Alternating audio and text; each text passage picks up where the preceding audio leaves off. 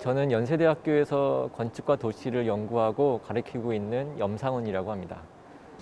저는 STPMJ 건축사 사무소를 운영하고 있는 이승택이라고 합니다. 파트너인 임미정 교수하고 같이 운영을 하고 있고, 저는 국민대학교에서 학생들을 가르치기도 하고 있습니다. 안녕하세요. 저는 서울에서 SOA라고 하는 건축 스튜디오를 운영하고 있는 건축가 이치훈이라고 합니다. 지금은 서울대학교 건축과에서 가르치고 있는 강예린 교수하고 같이 스튜디오를 운영하고 있고, 한 10여 년 정도 서울을 기반으로 해서 공공미술과 건축 장르를 오가면서 여러 가지 분야에서 건축을 매개로 한 작업들을 진행을 하고 있습니다.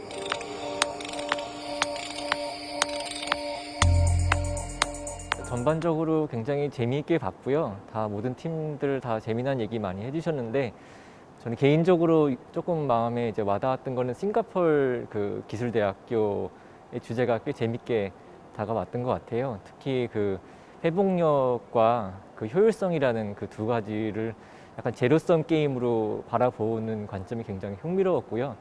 그걸 통해서 궁극적으로 이 도시에서 인간 중심의 도시가 되기 위해서는 그럼 뭐가 필요한지를 그런 관점으로 바라봤다는 점에서 굉장히 흥미로웠고, 또 그걸 굉장히 깊이 파고들어서 또 실질적으로도 도움이 많이 되는 그런 내용들이 많았던 것 같아서 재밌게 봤었습니다. 저는 일단 근데 주제가 너무 재밌었던 것 같아요. 회복력이라는 주제가 시기적으로도 코비드하고 잘 맞은 것도 있지만, 그 외에 다른 충격들에 대해서 건축이 어떻게 대응하는지를 묻는 것이라면 굉장히 포괄적인 주제이기도 하고, 지금 시대 상황에서는 굉장히 스페시픽한 주제가 되기도 한 것 같아서 저는 일단 주제가 되게 좋았고, 링크에서 연사들을 봤을 때는 그 싱가포르 대학이 저는 굉장히 재미있었거든요. 어쩔 수 없이 발생되는 그런 밀도에 대한 문제하고 그다음에 효율성에 대한 문제가 생기게 되는데, 그럼 도시가 그렇게 계속 효율성을 극대화하기 위해서 발전을 했고 이제 고밀도로 가는 문제다 보니까 이제 그런 것들이 있을 때에 회복력이 점차 떨어질 수밖에 없다. 그러니까 그 사이에서의 밸런싱 포인트를 무엇으로 잡을 것인지에 대한 고민, 그런 게 굉장히 현실적이었던 것 같아요.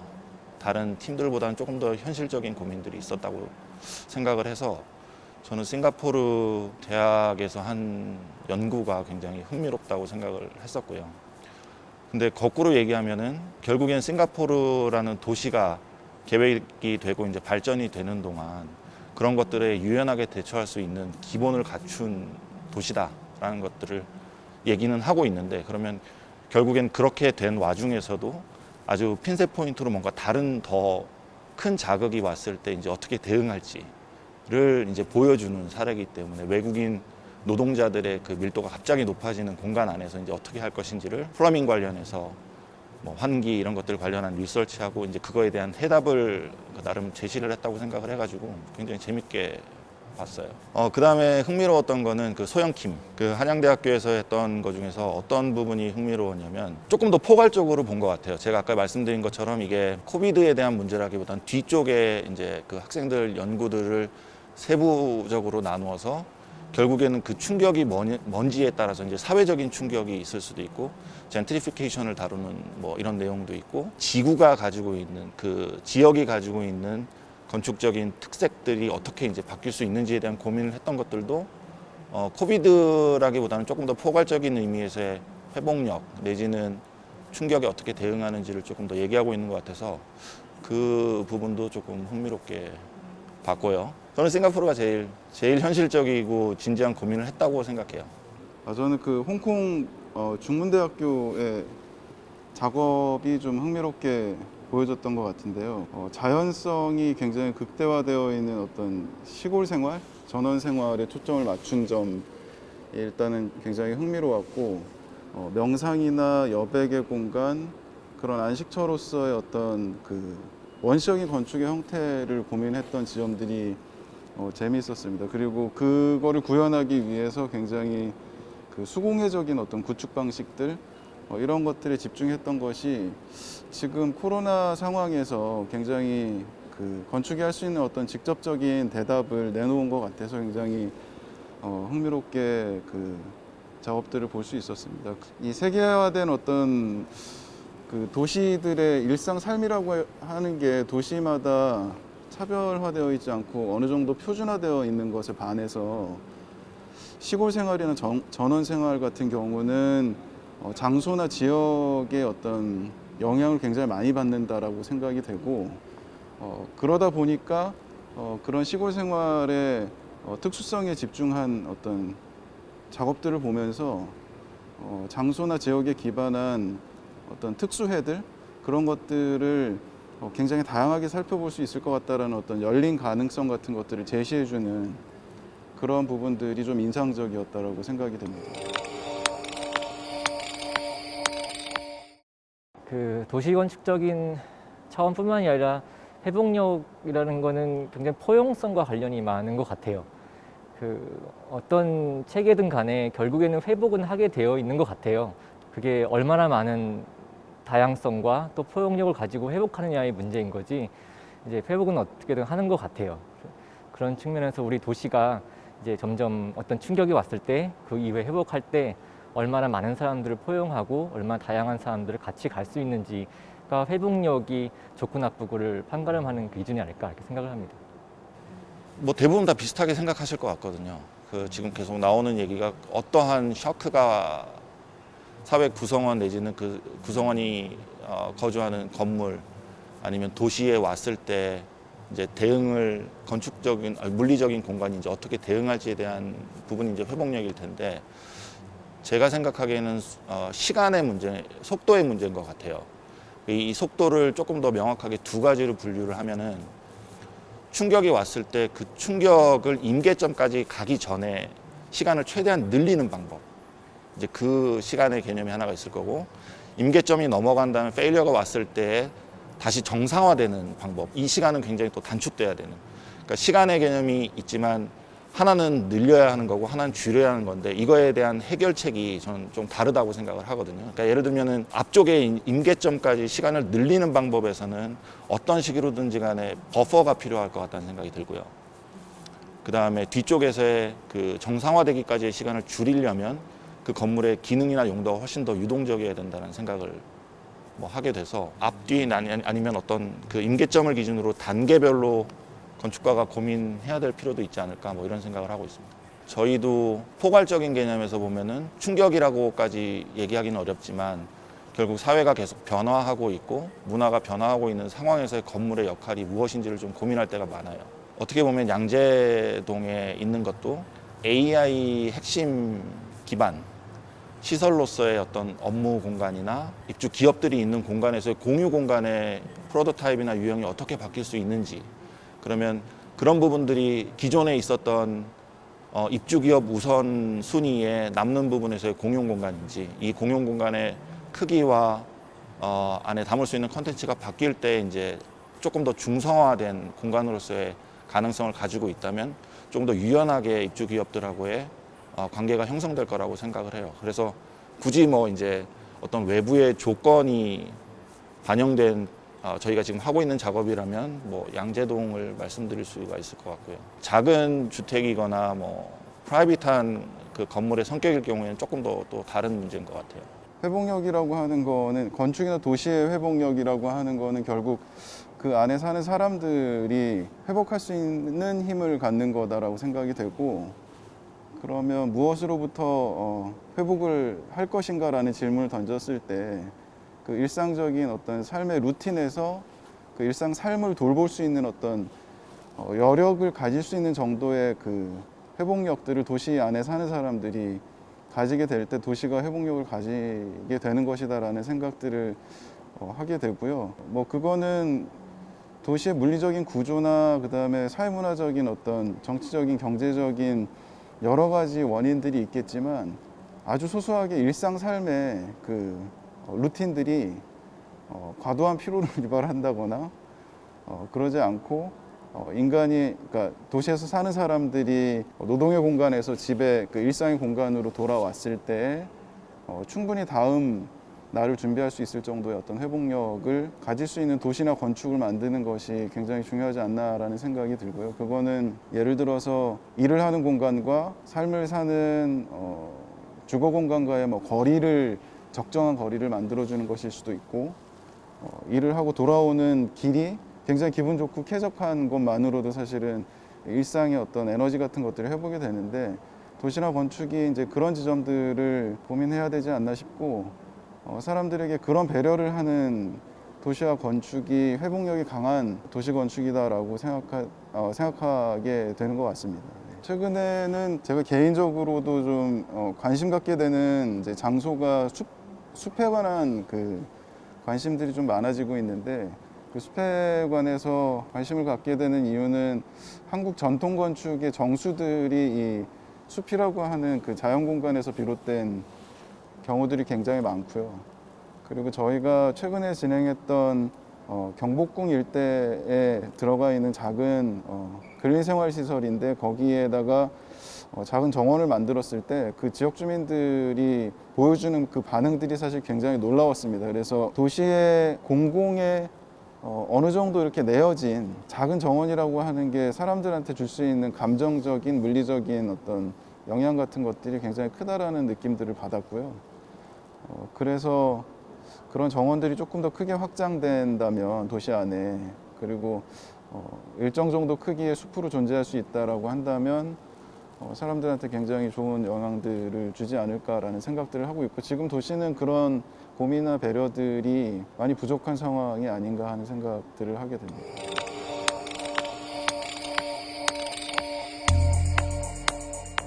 코로나19 때문에 결국 내가 이제 접할 수 있는 공간의 범위가 이제 좀 한정되는 게 좀 컸던 것 같아요.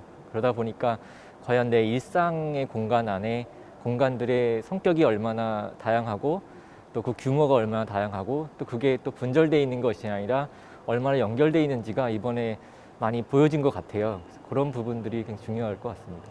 어떠한 문제점이 발생됐을 때 그 물리적으로 대응하기 위한 2단계의 시간을 만약에 말씀을 드린다고 하면은 한국으로 따지면 그 싱가포르 말씀드린 거 그 예도 사실은 밀도가 예를 들면 서울보다 조금 더 크거든요, 싱가포르가. 근데 인구는 절반이에요. 그러면 거기에서 지금 연구한 것들이 사실은 우리 실정에 맞지 않는 게 될 거고 저희는 훨씬 더 고밀도의 사회다 보니까 서울을 기점으로 이렇게 벨 쉐입으로 되어 있는 어떤 밀도와 효율성의 그런 그 구조들이 이 중심부로부터 조금씩 퍼져나가고, 그러니까 외곽에 대한 아니면 서벌번이나 어떤 외곽에 대한 고민이 되어서 이제 같이 외부 공간과 버퍼를 만들 수 있는 어떤 도시 계획적인 차원에서의 그런 계획들이 고려가 돼야 하지 않을까? 만약에 밀도에 대한 개념을 가지고 온다면 이제 그런 부분이거나 아니면 그 시간에서 이제 후자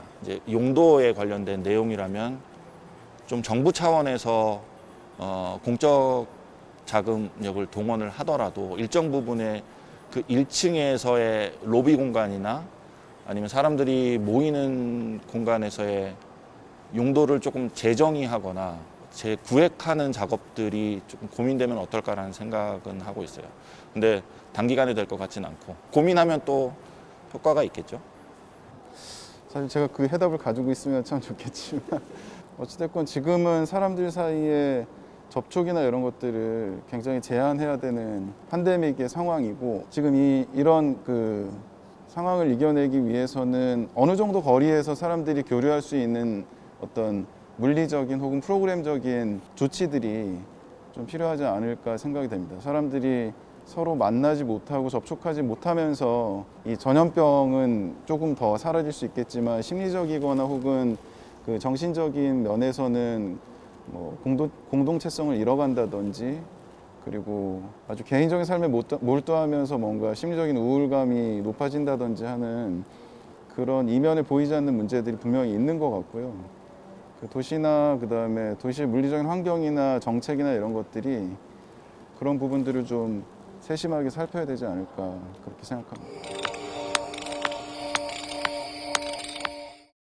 제가 요즘 고민하고 있는 거는 결국은 그 사적 영역과 공적 영역의 그 경계 지점에 대한 고민을 많이 하고 있는 것 같아요. 특히 그런 데서 이제 공용 공간에 대한 부분에 관심이 좀 많은데요. 그 사회의 어떤 계층 여부, 그러니까 높고 낮음과 상관없이 누구나 접할 수 있는 공간이 얼마나 이제 그 사회의 질을 향상시킬 수 있는지를 많이 느끼게 됐고요. 이제 그런 방법이 건축적으로 도시적으로 어떤 이제 전략과 방법이 있을까 그런 고민들에서 많이 하고 있는 것 같습니다. 저희가 고민하고 있는 것들을 좀 같이 연계를 해보면 사회적으로, 그러니까 코비드처럼 이제 어떤 환경적인 아니면 어떤 다른 바이러스 관련된 그런 충격 말고 이제 사회적인 충격 내지는 변화가 요즘에 워낙 빠르다 보니까 이제 그런 부분들도 이제 대응하는 시기가 필요하다고 생각하는데, 1인 주거에 대한 얘기들을 조금 해보면 1인 주거 같은 경우에 결국에는 코비드랑도 연결이 될 것 같아요. 전 어떤 측면에서 그러냐면 커뮤니티를 그러니까 공동체를 형성하는 방법, 이제 점점 더 1인화되고 핵가족화되는 시기 안에서 사람들이 전통적인 방법으로 내가 공용 공간이나 거실을 통해서 가서 사람들을 만나고 다시 자기 방으로 가는 구조가 1인 구조와 공동체를 형성하는 방법, 아니면 코비드 같은 이런 분리되어야 할 필요가 있을 때에 적합한 그 동선의 진입 방식인가, 그러니까 이런 것들을 바꾸는 것들도 고려해 보면 1인 주거 플러스 뭐 쉐어하우스, 요즘 많이 얘기하고 있는 쉐어하우스나 아니면 공동주택에도 어떤 관계가 만들어지는 것들을 선택적으로 그 거주자의 의지에 따라서 이제 선택적으로 만들 수 있는 가능성들이 있지 않을까 생각을 하고 굉장히 관심이 좀 있는 분야인 것 같아요. 지금 이렇게 하는 것이, 비관적인 생각으로 따지면 이렇게 하는 것이 정말로 어떠한 가치가 있는 것인가, 이렇게 코비드를 지금 고민하고 회복력을 논하는 것들이 얼만큼 가치가 있는 것일지를 고민하게 되고, 낙관적인 것들은 결국에는 이런 것들이 고민이 있어야 앞으로 조금씩 움직일 거라고 생각을 하는데, 비관적인 측면에서 보면은 이미 이런 류의 샤크는 되게 많았거든요. 예를 들어서 뭐 리먼 브라더스나 글로벌 금융위기가 왔을 때를 생각을 해보면 그게 지금 한 13년 정도 전인데, 그때에도 결국에 건축이 할 수 있는 일은 없었어요. 그 충격 때에도. 그리고 그 충격이 온 다음에 다시 회복을 하는 시간 동안 건축이 할 수 있는 일도 없었고, 결국에는 정책이나 이제 다른 것들의 힘에 의존해서 가는 거다 보니까 어쩌면 본질적으로는 건축이, 우리가 이렇게 많은 담론을 만들고 얘기를 하지만 본질적으로는 계속 뒤따라가는 그 역할을 할 수밖에 없는 산업이 아닌가. 그러니까 대규모의 자본이 들어가고 이런 것들이 실행되기 위한 시간들을 따져볼 때는 굉장히 보수적인 산업이 아닌가라는 생각도 하게 되고, 그러면서도 이제 한편으로는 그런 것들이 준비가 됐을 때 다음에 오는 타격을 좀 줄인다라는 예방주사의 개념이라면 그것도 여전히 또 낙관적인 생각이지 않을까라는 뭐 그런 두 가지 감정이 다 들었어요. 그래서 뭐 이런 것들이 어떻게 됐는지를 사례를 한번 들어보실래요라고 말씀을 못 드리겠는 거예요. 그러니까 어떤 충격이 왔을 때 정말로 건축이 능동적으로 그 충격에 반응해서 회복한 사례가 무엇이 있는가. 그러니까 흑사병이 왔을 때에도 마찬가지인 거죠. 그때도 어쨌든 타격을 갖고 다시 이제 살아남는 도시가 다시 살게 되고 인류 역사가 진화가 된 것들을 보면 결국에는 어떤 부분의 희생들을 필요로 하면서 이제 움직여 온 것인데, 그 이후에도 계속 인류는 살아남고 건축은 살게 되는 거잖아요. 근데 거기에서 얼만큼의 지대한 역할을 건축이 할 수 있었는지를 생각해 보면 또 조금 갑자기 마음이 어두워지는 부분이기도 하고 양가의 감정을 다 갖게 됐던 것 같아요. 그럼에도 필요하다. 우리는 이런 노력들을 해야 한다. 결국은 뭐 이런 팬데믹 상황에서 비롯되는 것 같습니다. 집에 머무는 시간들이 많아지고, 그리고 외부 활동이 자제가 되어야 하는 상황에서 뭔가 이 거주의 형식이나 혹은 일하는 공간의 형식들이 자연하고 조금 더 가까울 수 있는 방법이 뭘까 하는 그런 고민들 많이 하게 되고요.